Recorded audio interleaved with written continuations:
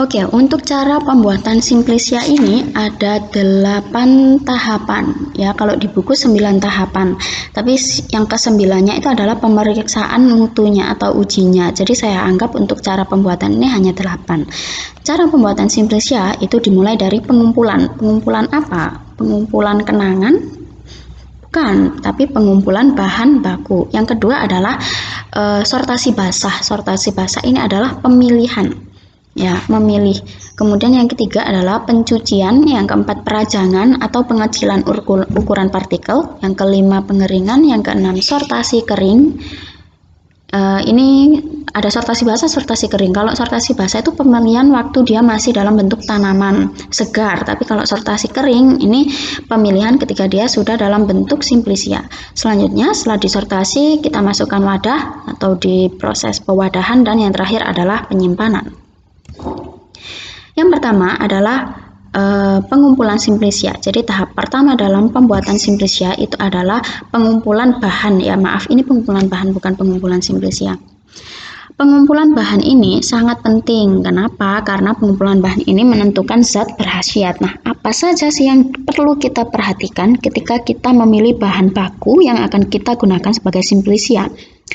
Yang pertama adalah bagian tanaman yang digunakan.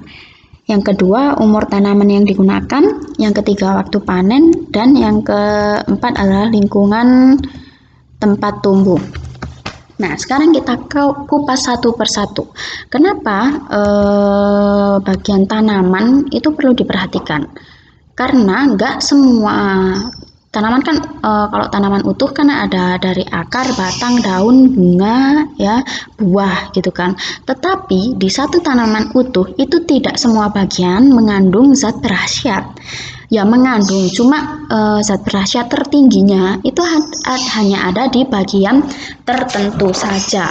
Maka dari itu bagian tanaman yang digunakan ini sangat perlu diperhatikan.